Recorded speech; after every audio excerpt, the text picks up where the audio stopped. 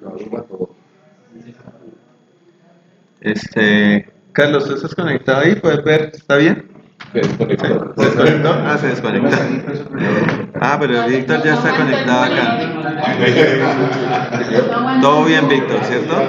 No, que ya, Carlos, ya. Sí, sí, Víctor ya me confirmó que está todo bien. Sí, está bien. Bueno, mejor desconectarse para no. Sí, sí, sí, ya. Todo ustedes. Buenos días. Buenos días. Bueno, un gusto. Estamos aquí con mi compañero Steve. Le vamos a presentar un poco sobre el trabajo que hemos venido realizando sobre el uso de algoritmos metaheurísticos para el análisis de patrones de Small Angle Scattering. ¿Ok? Entonces, este trabajo lo estamos realizando con los doctores Diego Coral y el doctor Carlos Cos.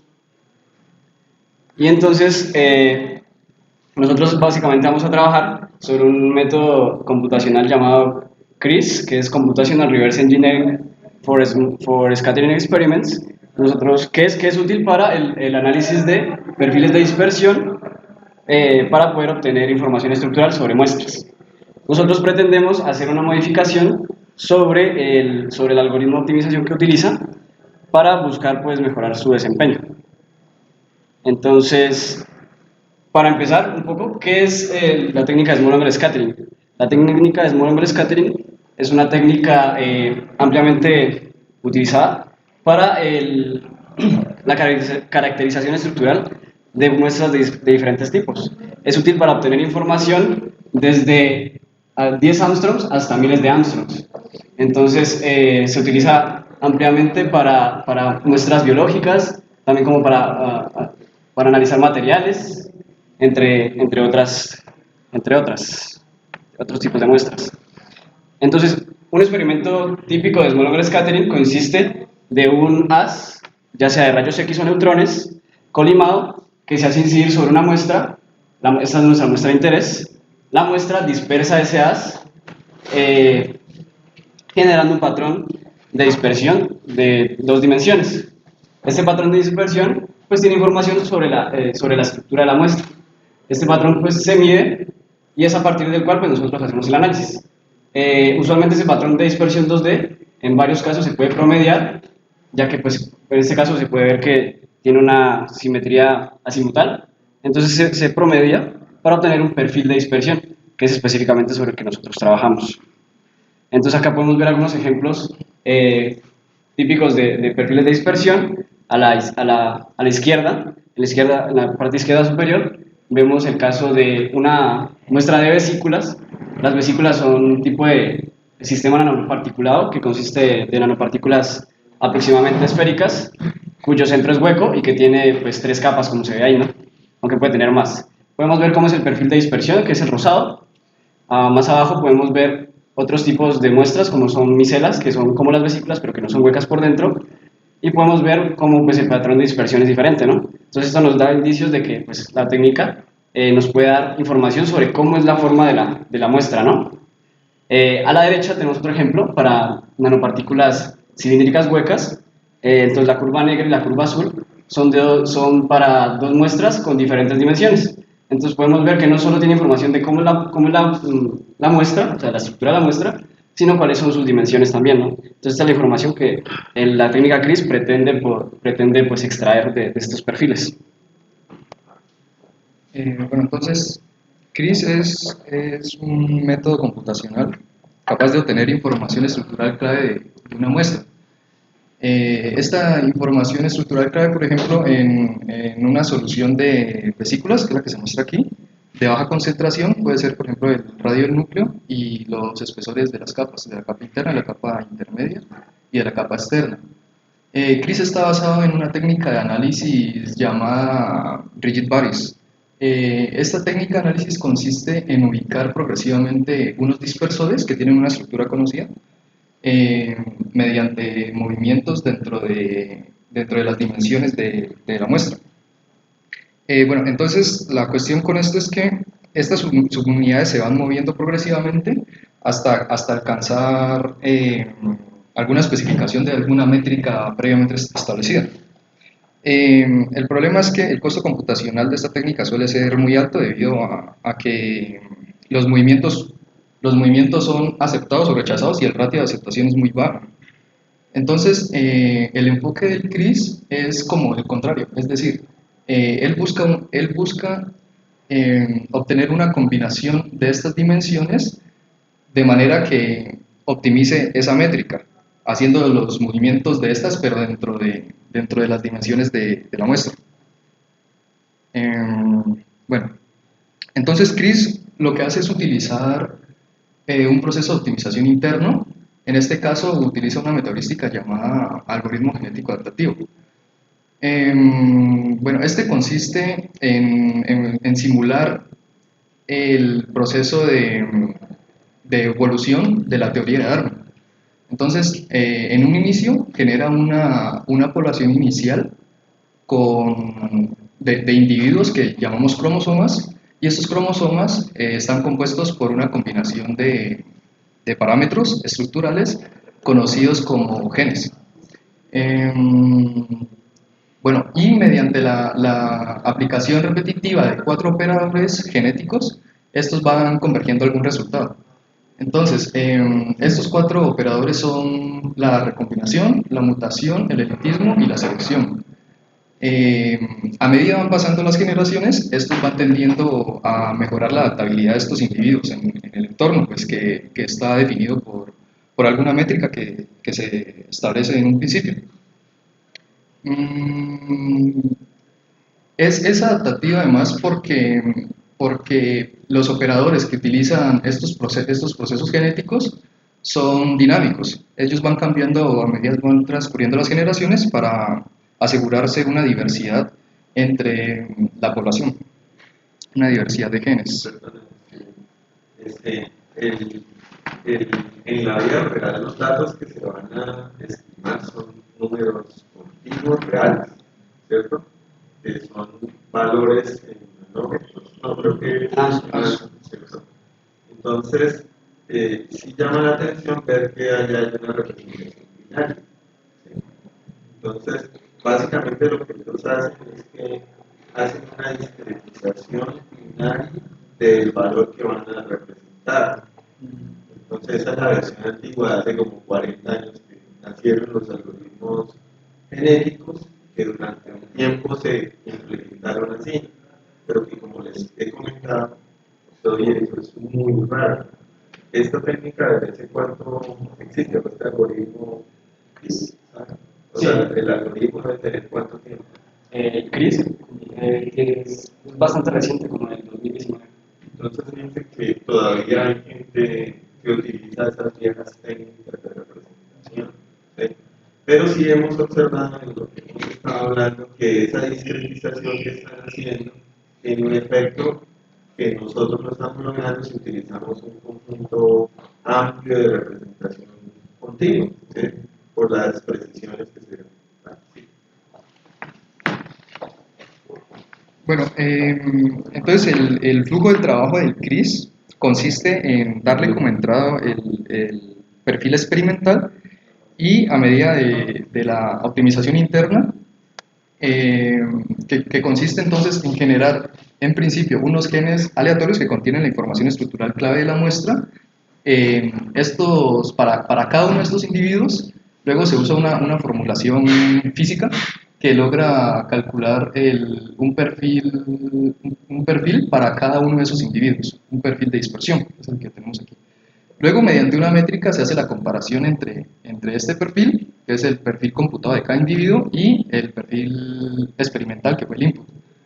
Bueno, entonces este proceso pues se va realizando con el algoritmo genético y como salida nos da estas 3 configuraciones aquí, que vienen siendo las características de la estructura, es decir, la morfología, una representación tridimensional de la muestra y el perfil de dispersión que le corresponde a dicho individuo, que es muy similar al perfil experimental.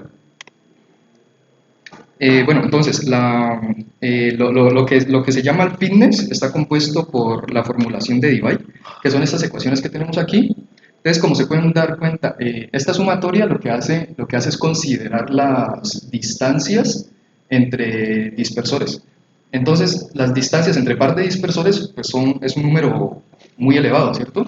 porque el número de dispersores tiene que ser grande, tal que logre capturar fielmente las dimensiones de la muestra. Entonces, el costo computacional suele ser muy alto debido a que aumenta con el cuadrado del número de dispersores. Entonces, para solucionar este asunto, una de las cuestiones es intentar, que en los artículos muestran, es intentar reemplazar esta formulación de Debye por una red neuronal, que lo que hace es tomar los genes que representan la morfología de la muestra y como salida se obtiene el perfil de dispersión.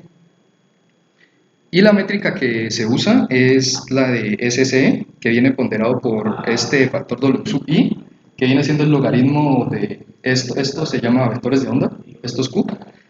Esto se hace para evitar el overfitting en regiones donde estos valores son muy próximos, los valores de vectores de onda.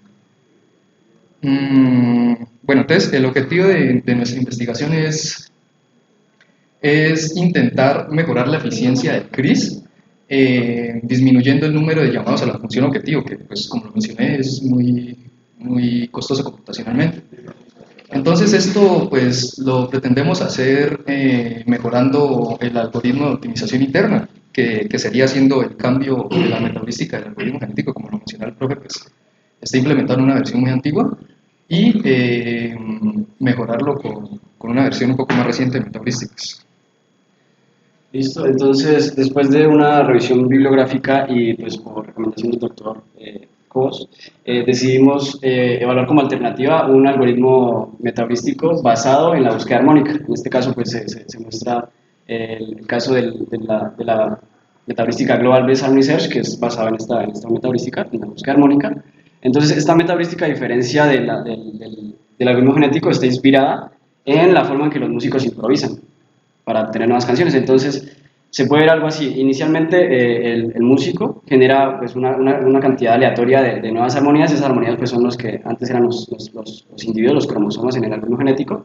Evalúa esas armonías y entonces va a comenzar a generar nuevas armonías inspirado en las que generó inicialmente y pues bueno, tomando cierta aleatoriedad pues para tener algo de diversidad, ¿no? Entonces se generan esas nuevas armonías, evalúa la calidad de esas armonías, a ver qué tan buenas son, y si es mejor que la prueba de armonía que ya tenía, entonces la va reemplazando. Entonces en este caso, esas armonías que tienen en el repertorio son llamadas la memoria armónica, y entonces esa memoria armónica se va actualizando progresivamente, a diferencia del algoritmo genético, que de generación a generación se reemplaza casi por su totalidad.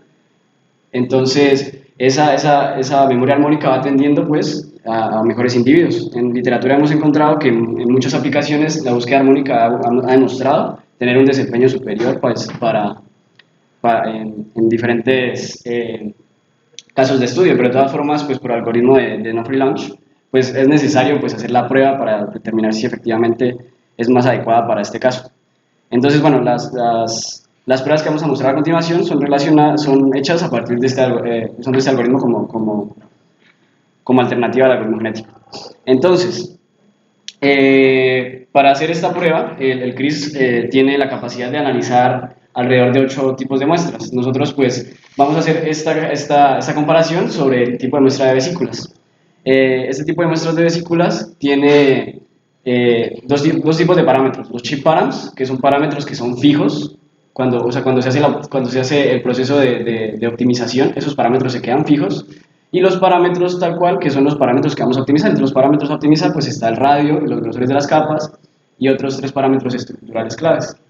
Entonces, aquí hay un factor clave, y es el hecho que, bueno, para la comparación, nosotros los perfiles que vamos a analizar fueron generados de forma simulada, computacional. Entonces, todos esos parámetros con los que se generaron los perfiles nosotros los conocemos a ciencia cierta.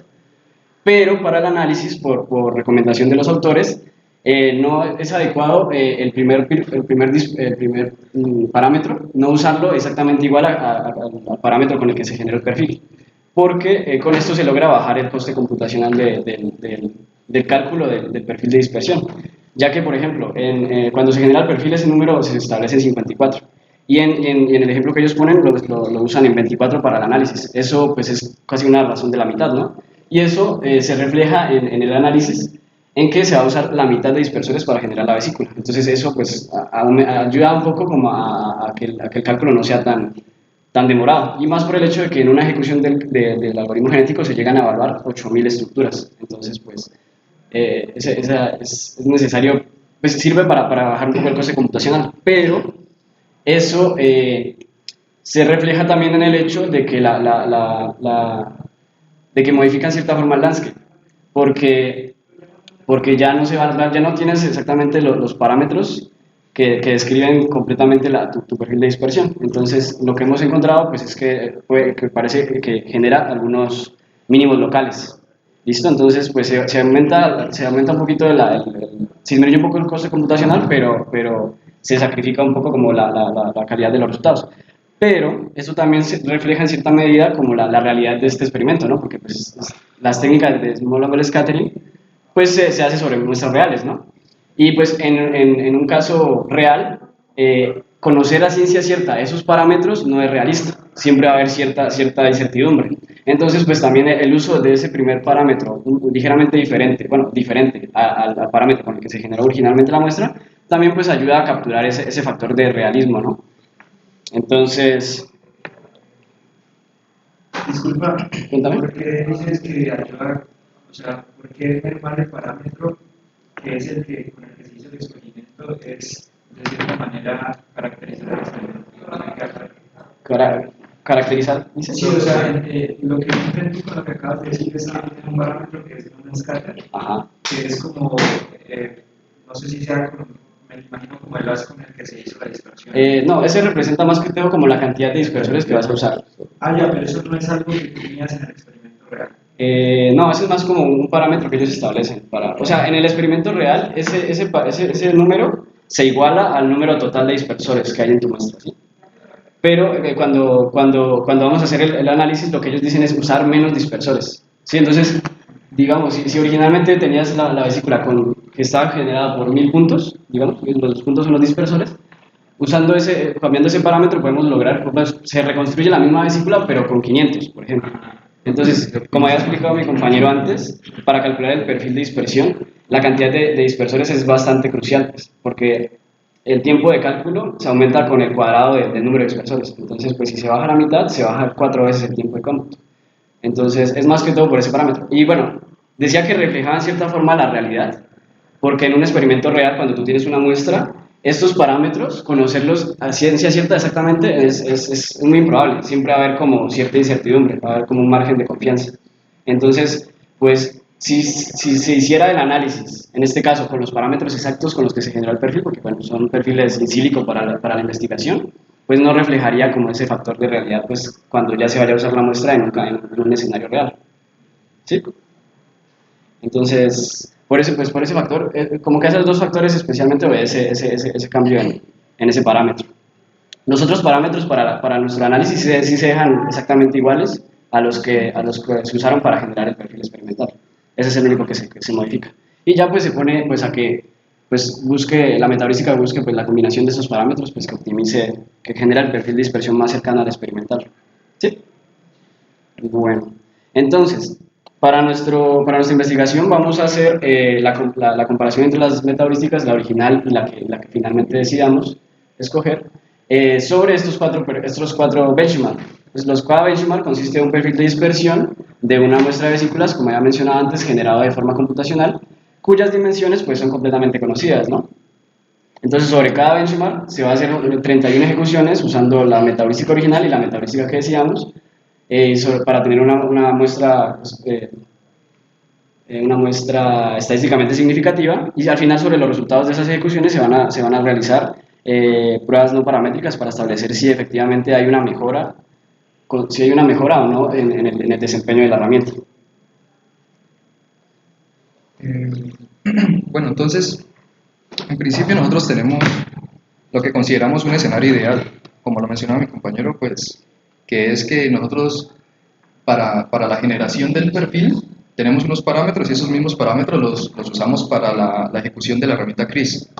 Entonces, lo vamos a usar sobre este benchmark Y lo vamos a usar entonces, primero que todo, como sale ahí el AGA Hyperparameter User, es para el CRIS que consideramos original, la herramienta original, y luego el CRIS modificado con una variante de la metaheurística Harmony Search. Entonces, la primera que consideramos es el Global Harmony Search y la segunda es el SGHS, con los hiperparámetros que están ahí expuestos. Entonces, los resultados preliminares que hemos obtenido, en este caso, por ejemplo, es la evolución del mejor individuo en cuestión del SSE versus las estructuras evaluadas. Entonces, las líneas verdes claras que las tenemos aquí, las dos de acá arriba, corresponden al CRIS con la metaheurística del GA, algoritmo genético, y las de abajo con las modificaciones implementadas con la metaheurística GHS, que es la que está en verde oscuro, y el SGHS, que son las líneas azules. Entonces aquí pues se puede ver que obtenemos dos situaciones. Una es que la velocidad de convergencia es mucho mayor que con el GA, y la otra es que las soluciones obtenidas son significativamente mejores, ¿cierto? En cuestión del SC. Bajan hasta un orden de magnitud, el SSE. Bueno, entonces aquí tenemos la evolución de esos parámetros de decisión de la metaheurística, refiriéndonos más que todo a los parámetros estructurales. Entonces, por ejemplo, ahí tenemos el radio del núcleo de la vesícula y los espesores de cada una de las capas. La línea negra viene siendo el valor real o el target. Y entonces ahí vemos cómo el CRIS, que tiene implementada la metaheurística derivada del HS, siempre tiende a mejorar al GA, ¿sí? Siempre se acerca mucho más. Por aquí está. Y aquí tenemos, bueno, aquí hicimos un análisis que es bastante interesante, que luego veremos qué provecho le podemos sacar, que es que o sea, los resultados tienden a converger de manera muy rápida al núcleo total de la vesícula, perdón, el radio total de la vesícula, que consiste, bueno, en sumar esos parámetros, ¿no? El radio y los espesores. Y aquí tenemos una tabla que representa esos parámetros obtenidos. Entonces ahí vemos cómo las soluciones encontradas con el GHS y el SGHS son mejores comparadas con el GA. Entonces, en la primera fila tenemos los valores reales y entonces ahí podemos hacer la comparación, ¿no? Entonces ahí es claro cómo el GHS y el SGHS mejoraron las soluciones y tienen una dispersión significativamente menor también que el GA. Entonces, como mencionamos, pues el anterior era un caso como ideal, que es poco realista, en el que pues, se usó los mismos parámetros con los que se generó el perfil para analizar el perfil. Pues se puede ver que pues en ese caso con un SSE menor pues los parámetros eran mejores, ¿no? Ahora vamos a ver el caso con un caso como más realista, como habíamos mencionado antes, en el que el NumScatter pues es diferente al usado para generar el perfil. Entonces en este caso se hizo la prueba para este benchmark mostrado acá.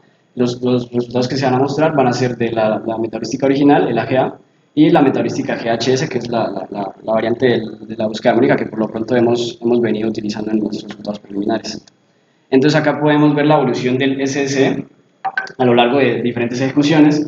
En naranja está el resultado de la búsqueda armónica, en azul los resultados del algoritmo genético. Podemos ver que la mayoría de ejecuciones de la búsqueda armónica consiguieron un SSE pues, menor que los obtenidos con la búsqueda con el algoritmo genético, por excepción de este que se muestra más arriba, que pues, según estuvimos observando parece ser que está estancado en un mínimo local.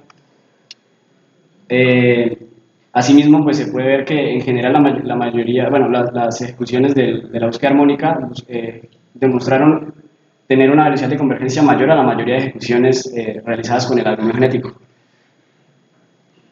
Aquí podemos ver la evolución de los parámetros. Aquí pues ya, a diferencia de lo que se mostró anteriormente, los parámetros ya son más dispersos los obtenidos. Ya antes, por ejemplo, se veía que con la búsqueda armónica las ejecuciones de la búsqueda armónica tendían a estar más cercano al valor target, a la línea negra. En este caso, pues, sí se ve cierta tendencia a eso, pero hay mayor dispersión, tanto para el algoritmo genético como para la búsqueda armónica. Esto pues de cierta manera nos demuestra que el cambio del número de scatter, ese parámetro, es lo que está haciendo es que el landscape ya no tiene un mínimo global tan claro, sino que parece comenzar a presentar un comportamiento más multimodal, parece que tiene muchos mínimos locales. Bueno, no muchos, pero bueno, mínimos locales. De hecho, pues se puede ver bastante en este resultado por el hecho de que la búsqueda armónica en las anteriores ejecuciones nunca se había estancado pues, en un valor tan alto, y en este caso pues sí. Entonces, ese es uno de los retos que toca enfrentar en este caso.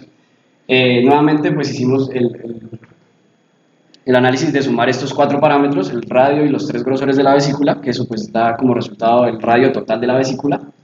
Y podemos observar que independientemente de la ejecución y del algoritmo usado, el valor del radio siempre tiende a tender bastante, o sea, siempre tiende bastante cerca al real. No tiene tanta dispersión como el observado en los otros parámetros por separado. Entonces, pues, esperamos poder sacar frutos a ese comportamiento. Aquí podemos ver la evolución del perfil computado a lo largo de las ejecuciones, en este caso para el algoritmo genético adaptativo y en este caso para el GHS a lo largo de las ejecuciones. La línea roja es la línea pues, de la última iteración, o sea, el mejor perfil generado al final de una iteración total. Y las líneas azules pues representan como los obtenidos en generaciones pasadas, ¿no? Entonces, en este caso podemos ver que para valores de Q, el valor de Q es el del eje horizontal, para valores de Q bajos, ambas metaheurísticas pues, consiguen pues, un perfil bastante cercano al experimental, ¿no? Pero para valores de Q altos comienza a tener dificultades. En este caso pues, se puede observar que en la zona de Q altos para el GHS pues, consiguió ligeramente un mejor ajuste. Esta diferencia en ajuste pues, está bastante relacionada con la escogencia del NUM scatter en esta zona. Finalmente pues, tenemos los parámetros obtenidos pues, con ambas metaheurísticas. En la primera fila tenemos los valores esperados y en las otras dos pues, los de cada metaheurística, ¿no? Se puede observar nuevamente que los parámetros obtenidos con la metaheurística GHS en general tienden a tener un valor más cercano al esperado. Lastimosamente en este caso sí se puede observar que tiene una dispersión mayor. Esto pues más que todo por el hecho de que en este caso también se promedió pues el outlier, ¿no? Y a pesar de haber promediado el outlier, el valor promedio pues sí tuvo una mejor tendencia. Es interesante pues ver que los autores en esta shape, en esta muestra de vesículas, para solventar esto de que parece tener varios mínimos locales, proponen hacer 10 ejecuciones del algoritmo genético completas y luego promediar los resultados. Entonces, es algo que no estamos del todo seguros por qué funciona, pero pues parece que funciona, porque si se ven los individuos por aparte, los individuos pues no parecen como representar muy bien los parámetros reales. Pero si se hace el promedio, sí tienden a mejorar bastante, suelen acercarse bastante más al valor real, al valor de la muestra. Entonces, finalmente, hay otro comportamiento interesante sobre el problema que estamos analizando, y es que el landscape que estamos analizando presenta cierto ruido. Entonces, ¿eso cómo se ve? Cuando se evalúan dos veces exactamente el mismo individuo, no necesariamente se va a obtener el mismo SSE. Entonces, aquí hicimos la prueba en la línea roja se tiene la evolución del mejor SSE para una ejecución del algoritmo genético. Y los diagramas de caja lo que están representando es que se cogió ese individuo de esa generación y se ejecutó 50 veces. Y básicamente representan los SSEs obtenidos. Entonces se puede observar que en algunas ocasiones el SSE está por fuera incluso del valor como más probable del real del SSE, pues básicamente podríamos decir que es un outlier. Entonces, esto es algo que también estamos buscando pues, poder abordar en la metaheurística que vamos a hacer, porque actualmente el CRIS no lo aborda. Entonces, en la izquierda está con la escala logarítmica, sin escala logarítmica, y a la derecha con escala logarítmica. Se puede ver que pues, el ruido que tiene el SSE pues, parece presentar una tendencia gaussiana, ya que la media está pues, justo en la mitad. Aquí pues vemos para otras ejecuciones, nuevamente pues hay varios casos en los que el SSE obtenido pues es un outlier. Entonces pues se podría decir que SSE como que no representa del todo bien el comportamiento de la muestra. Aquí pues se ve incluso mayor, más evidente en este pico al final. Está bastante alejado del comportamiento estadístico, pues. Bueno, dentro de las conclusiones, pues una vez presentados los resultados, tenemos que es muy posible mejorar el desempeño del método CRIS con este nuevo enfoque de optimización. Por ejemplo, entonces en los benchmarks que presentamos, en esos dos, en el escenario ideal y el escenario más realista, pues hemos logrado igualar o mejorar incluso los resultados obtenidos con el CRIS original que usa el algoritmo genético.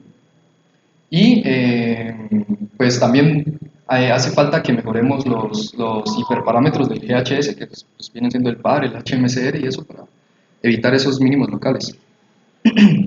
Bueno, otra cuestión es que nosotros hemos visto en ejecuciones del CRIS, digamos, por ejemplo, los mejores individuos de una generación y una generación consecutiva, tenemos que el SSE incluso suele mejorar para un individuo que en términos generales es peor, es decir, que los parámetros se alejan más de los parámetros reales. Y pues bueno, entonces esto, pues aquí nos damos cuenta de por qué es, ¿no? Que es porque, digamos, hay una aleatoriedad en la ubicación de los dispersores, y entonces esto pues nos puede llevar a unos valores de SSE que son peores para generaciones consecutivas.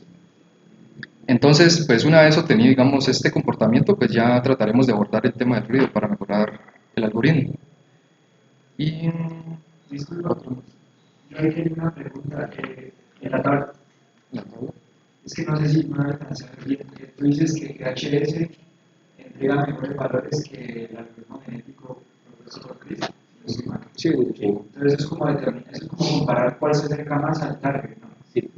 Entonces, o sea, hay algunos valores que, o sea, todos son, o sea, GHS, por ejemplo, yo veo el TV, el 12.2 o más o menos 0.7 es más cercano que el GHS, e igual lo ha señalado como mejor el GHS. Ah, No sí, sé sí, si pero sea por incertidumbre. no, eso fue ahí un error de la presentación, pero sí, no tiene exactamente en todos, pero sí en varios y se acerca mucho más. Por ejemplo, en el TAIN, el AGA está alejado por 20, por 2 nanómetros, mientras que el XGHS pues, se acerca un poco más. Asimismo, aquí Sí, pues, de hecho, el radio del núcleo el valor también. del algoritmo genético se acerca más que sí tienes razón. el Sí, aunque aquí también pues el problema es que se tuvo también en cuenta ese valor del GHS que se alejó más que todos. Entonces, como ese outlier, pues, que se quedó estancado en un mínimo local. Entonces, sí, también como que eso en cierta manera Sí. le jugó en contra. Ahí, Pero en el primer aquí está. parámetro, en el radio del núcleo, sí pudiste notar que el obtenido por el AGA está alejado por 2,3 unidades, mientras que el obtenido con el GHS pues está casi igual. Entonces, pero igual, o sea, como es, sugerencia no sería, pues yo veo que es contraproducente decir que es mejor que HS y presentar una tabla donde claro, sí, el un poco. algoritmo genético muestra 3 No, pero, o sea, por ejemplo, cuando nosotros utilizamos la métrica de, ¿cómo es que llaman? No, No, para medir la diferencia entre los individuos, pues, Ajá. sacamos como la distancia euclidiana. Entonces, pues sí, aunque ese resultado no El error cuadrático medio. Ajá. Ajá, y con el error cuadrático medio, pues, o sea, digamos, por ejemplo, ahí se puede ver, digamos, que la diferencia entre 10, que viene siendo el parámetro real, 7.6, pues es mayor que cualquier otra dimensión que se tiene ahí para el GHS. Entonces, digamos, cuando se hace, digamos, esa métrica, uno se da cuenta de la superioridad del GHS, sino que, pues, no pusimos la métrica, Sí. pero ahí se ve. Y otra cuestión es que, pues, nosotros estamos intentando mejorar, hacerle tuning a los hiperparámetros del GHS para evitar justamente ese outlier. Entonces, por ejemplo, aquí nosotros vemos para el GHS, por ejemplo, es el outlier precisamente tiene ese radio que se sale, que es muy malo, que está como casi en 50 cuando el real está en 100. Y lo mismo para este. Para este, el outlier es el que está allá, cerca de 140. Entonces, pues digamos, eso es algo que podemos mejorar, optimizando esos hiperparámetros del IHS. Y incluso es la única ejecución donde hemos obtenido un mínimo local así como tan pronunciado. Pues decidimos ponerlo justamente para explicar en esa parte las conclusiones. Claro, sí, pero de todas formas, como mencionas, pues sí, a primera vista viendo la tabla, como que se parece como que el GA en 3 parámetros sí obtuvo una distancia, pues como parámetros mejores, pero como decíamos hace un rato, haciendo esa métrica de la distancia euclidiana, sí pudimos observar que el GHS, los individuos en general, son más cercanos. Sí, es que, pues sí, más que todo en el primer parámetro, esa diferencia de 2,4 que tiene el GA con el valor real, el GHS es de 0,2, entonces se redujo como en la 12ª parte. Entonces, como que en ese parámetro es como que el que presentó especialmente mejor desempeño. Y también en el segundo, 6,9. Sí, bueno, yo quiero, digamos, destacar algunos temas que son importantes. Primero, el conocimiento del problema, ¿cierto? Pero obviamente, digamos, ellos saben del problema, ¿cierto? Pero a pesar de saber del problema, cuando ya fueron a hacer la solución, utilizando pues, el algoritmo, en este caso GVHS o SVHS, pues adicionalmente se han dado cuenta de otras cosas que inicialmente como que no estaban tan claras allí, como por ejemplo eso que acaban de mencionar, de que a un mismo individuo le llamo al cálculo de la función objetivo y como en ese proceso de selección de las muestras de los dispersores, no necesariamente son los mismos, el mismo individuo le pido 10 veces el valor de fines y 10 veces el valor de fines diferentes, ¿cierto? Y pues tiene un comportamiento que es raro. Eso, por ejemplo, no lo habíamos en versiones que se habían trabajado, no nos habíamos observado, no le habíamos hecho algo a eso. Entonces, ahorita nos va a tocar obligado a meterle la mano porque no podemos estar creyendo, por ejemplo, en este caso, en varias ejecuciones donde el valor es básicamente un outlier, o sea, no está ni siquiera comportándose como el promedio, sino que está muy alejado, que puede ser muy alejado para bien de nosotros o muy alejado para mal del algoritmo, porque va a terminar yéndose a un lugar que no es, ¿cierto? Entonces eso, por ejemplo, son cosas que se tienen que incluir y que obviamente la metaheurística de VHS pues, no se contempla, ni en ninguna metaheurística, porque es un problema muy concreto que se ha presentado en digamos, resolviendo este problema, ¿cierto? Entonces, primero conocer el problema es fundamental, como dicen por ahí, conocer bien y tener bien identificado el problema es el primer paso para poder empezar a resolverlo, ¿cierto? Y pues cuando uno empieza a resolverlo muchas veces se da cuenta que no ha terminado de entender bien el problema, sobre todo en estas cosas que pues, para mí son. Se nota que el que habló fue físico, o que los entiende, nosotros estamos así como expectantes, ¿no? Entonces, un poco el tema allí es entender muy bien el problema. Y pues obviamente ellos no están utilizando solamente GVHS, sino están utilizando dos técnicas. Estamos mirando cómo hacemos otras cosas. En el paso de los primeros trabajos, por ejemplo, utilizamos representación continua completa.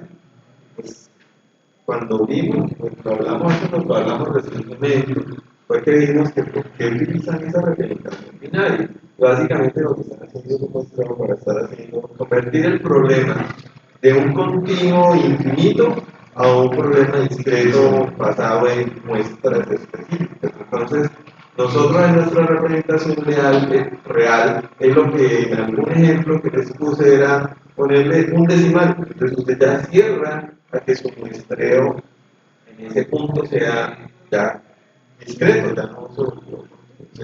Entonces eso también lo tenemos que probar. No sé qué comentar. Una pregunta, ¿por qué escogieron este algoritmo? ¿Por qué no, por ejemplo, hay muchos algoritmos basados en la física, ¿no? ¿Por qué no como de ese tipo, no sé, creería como más afín al problema? No sé. Realmente eso es, yo he utilizado en varios problemas de diferentes naturaleza, generación de resumen, optimización continua, etc. Y la verdad, me llevo muy gratas sorpresas con GHS. por dos cosas fundamentales. En general es muy sencillo implementar, ¿sí? Muy sencillo, es de lo más sencillo de implementar, ¿sí? Así sea para problemas de construcción de rutas, como por ejemplo TSP que tú vas construyendo a pedazos, o otros problemas. Es muy sencillo de tomar, porque estamos hablando de un algoritmo poblacional, ¿cierto? Si yo cojo un genético, tengo que pensar mi equipo. Pues si es un problema de construcción de rutas, se puede construir la solución, allá me tengo que pensar muy bien. Y cuando voy a hacer cruces, ahí sí que me tengo que pensar mejor, ¿cierto? Porque se me van a generar muchas complicaciones. Aquí no, porque es una especie de poblacional, pero basado en una solución que era que yo tengo que preocuparme en general. Entonces eso lo hace muy versátil en diferentes entornos, binarios, continuos, discretos e inclusive en entornos mixtos, es decir, donde unas variables son binarias, otras son discretas, otras son continuas, también funciona bastante bien, aunque para ese contexto hay unos algoritmos puntuales que parece pues de plano funciona bastante mejor. Pero entonces esa fue mi recomendación. Y la verdad es que ya me han pasado, no son los primeros, son como los terceros, que les digo, no, es que tengo ese problema, yo no quiero, se parece a tal, y es mi primer prueba. Así como cuando yo les digo, si yo tengo un problema que no conozco y es mi primera vez, pues yo lo primero que pienso en solucionarlo no es en un poblacional. Lo primero que pienso es hacer mi pincito pequeñito con un plugin sencillito para ir entendiéndolo también un poco mejor. Y después yo me paso a un RAS. O sea, de una RAS. Uno diría, pero ¿por qué no se va recocido? Pues recocido es muy sencillo, que es cambiarle algo al plugin. Pero si yo quiero ya dar un salto hacia conocer un poco más y poder construir una solución, me paso de plugin, puede que haga la práctica con recocido, pero me paso a RAS. Y cuando ya quiero decir, no, definitivamente si hay un tope que no voy a poder resolver con una técnica de un solo elemento que va evolucionando, entonces no me paso me paso a PHS. ¿Sí? Y pues bueno, aquí ya podré jugar. Ustedes ya han visto otras técnicas que están, pues, me han explicado, lo de los grises, de la libélula. Hay varios que están mostrando, digamos, buenas soluciones en algunos escenarios.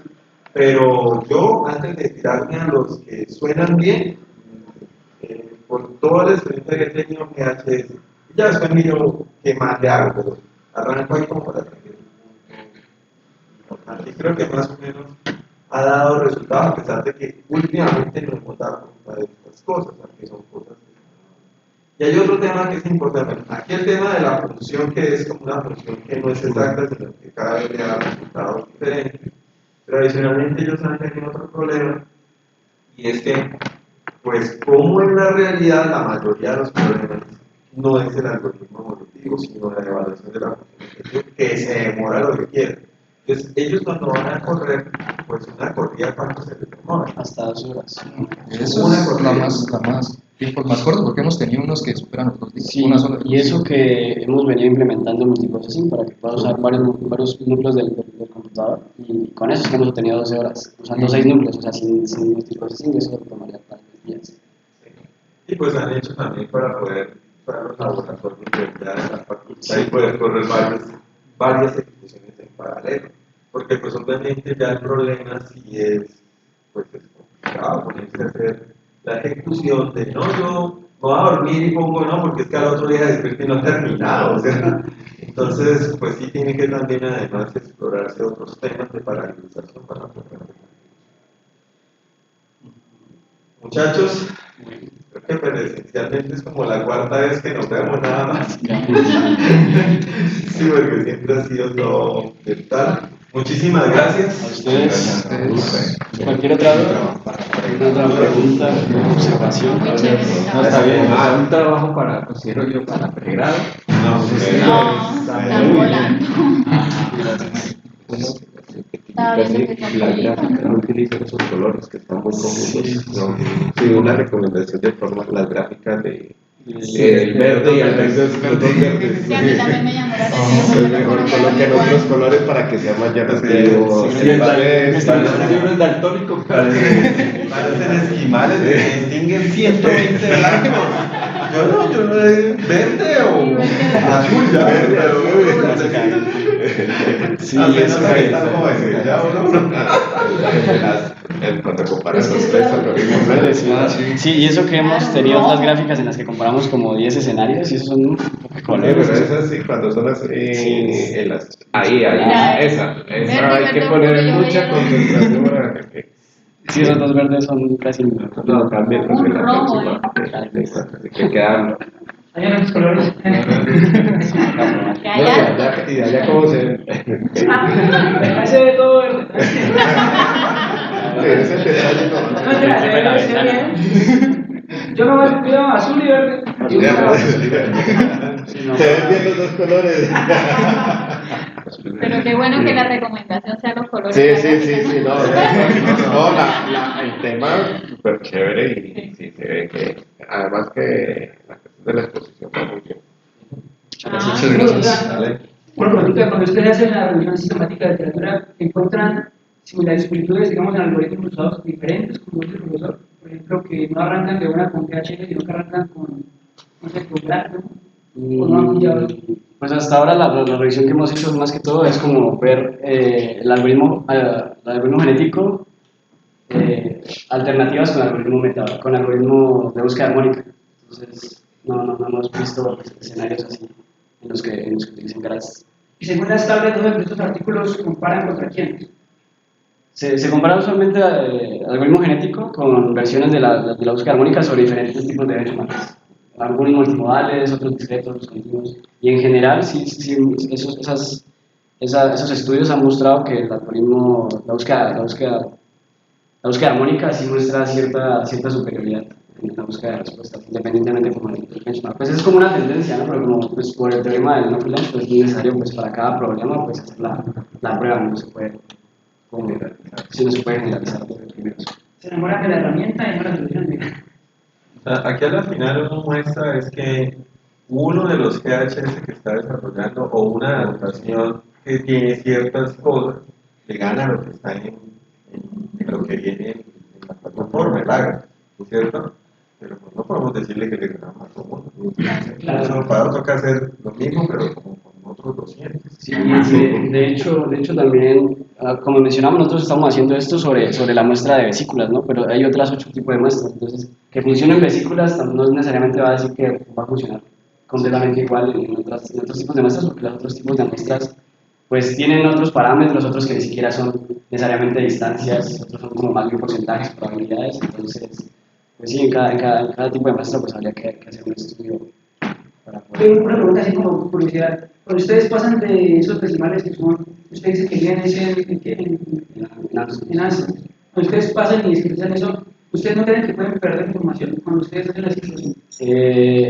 Originalmente se pensaba eso, pero es que también en el ámbito real, cuando tú mides un perfil de dispersión, ese perfil de dispersión también depende como de la calidad de la instrumentación para medir pues, el perfil, ¿no? Entonces eso también te limita la cantidad la precisión de los decimales que tú puedes obtener de eso.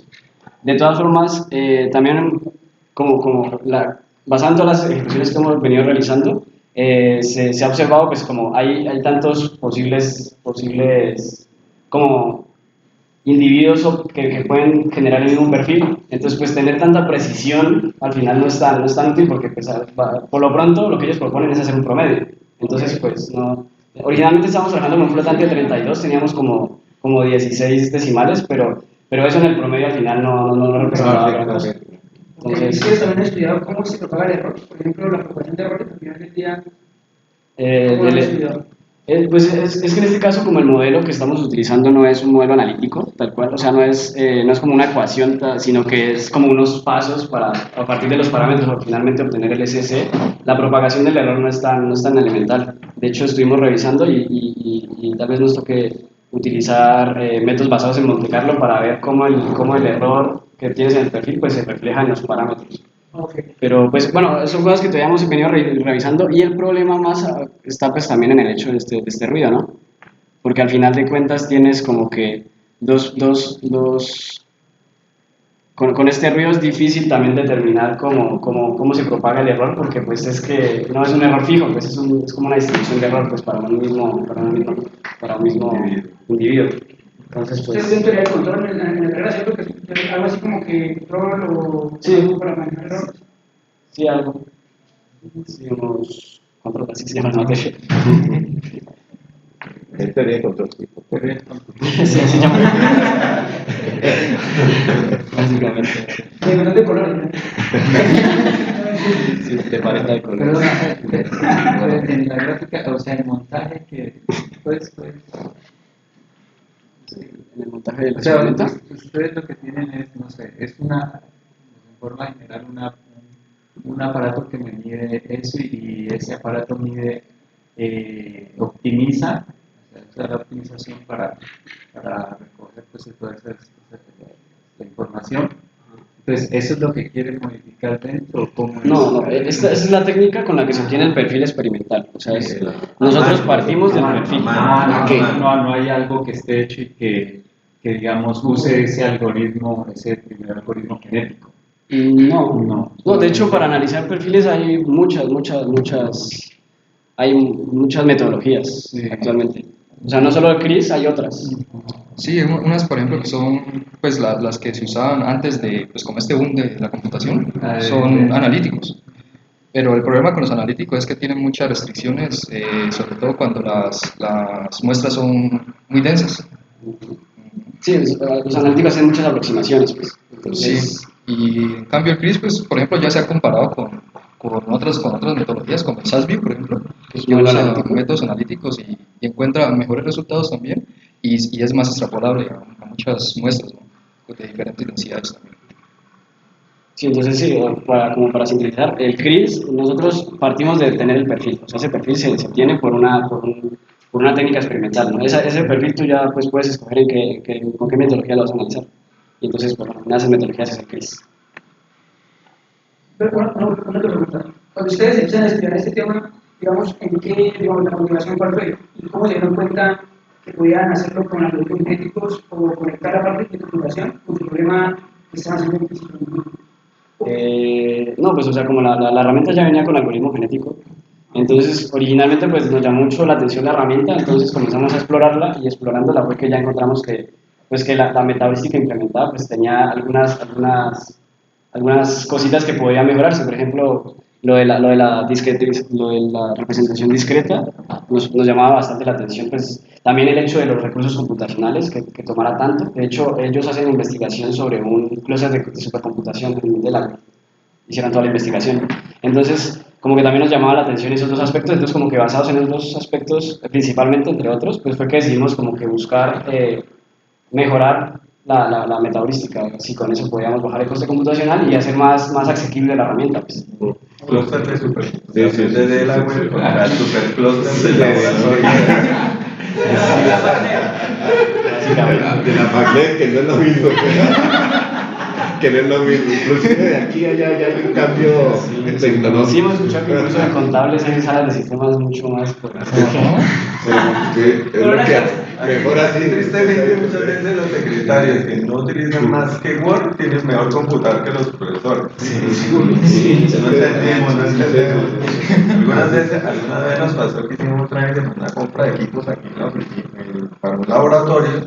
Pues obviamente los pedimos para ingenieros de sistemas que desarrollaban minería, no sé qué. Y cuando no hicieron la compra, compraron todos igualitos con para secretarios. Pero ¿para qué no van a mejorar eso? O sea, eso no nos sirve. Tómelo, déjelo. Porque por acá lo están necesitando que acabe. Sí, Hacer no, esa es la amenaza. no, eso ya eso lo hemos peleado Sí. mucho y ya últimamente no nos ha vuelto a pasar. Pero sí, digamos que hay un tema que se tiene que manejar con los laboratorios porque se necesita mucho más poder de cómputo.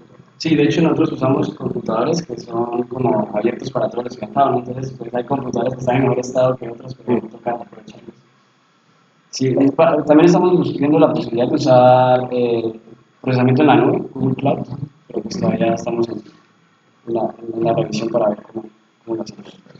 Aquí de pronto hay que hablar con la gente telemática. Ellos sí tienen un está bueno, pero pueden ser peores. O sea, digamos, es una máquina muy potente que te puede dar máquinas virtuales con las mismas categorías. Hay que hablar allí con el departamento de ingeniería matemática a ver si puede estarnos eso. Creo que son los únicos que tienen eso. ¿Esos son de AES? Ricardo. Yo sí. Vos sí, yo te digo, pero ¿qué te digo? ¿Ahí te esperaron para hacer eso? ¿Por un semillero de investigación o algo? No, originalmente, o sea, como que nosotros con el profesor Coral, el profesor como que nos hizo la propuesta como de revisar esa herramienta. Y ya como que vimos como que, pues, que íbamos a como a trabajar en la metabolística, entonces ya fue que acudimos al grupo GTI, específicamente al semillero de IoT. Y ahí fue que nos encontramos con el profesor Cos. Excelente, ¿no? O sea, el semillero están poniendo cosas. Sí. Está bien en la investigación. Chévere. Chévere, grupo. Señores, muchísimas gracias. A ustedes, muchas gracias. Muchísimas gracias. Vale, seguimos. Hasta luego. Hasta luego. Vale, sí, sí.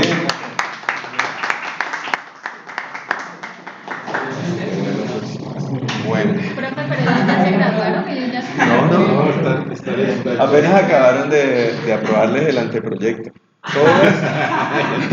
Todo esto que hemos hecho con ellos desde hace, ya la verdad no me acuerdo desde cuánto tengo. No sé, por lo menos unos 8 meses han sido preparativos, entender, no sé qué, hicimos las primeras pruebas y demás. Hola, ¿cómo estás? Ay, Sí. ¿qué nos irán a poner? Ya sabes, Carlos. Carlitos. Es que Carlos ya le hace el ojo así.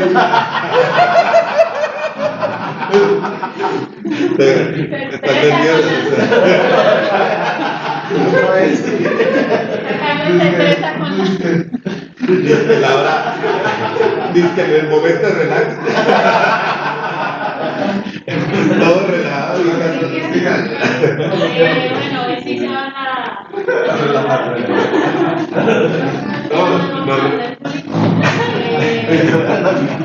Hoy traigo a mi compañera Karen, ella es la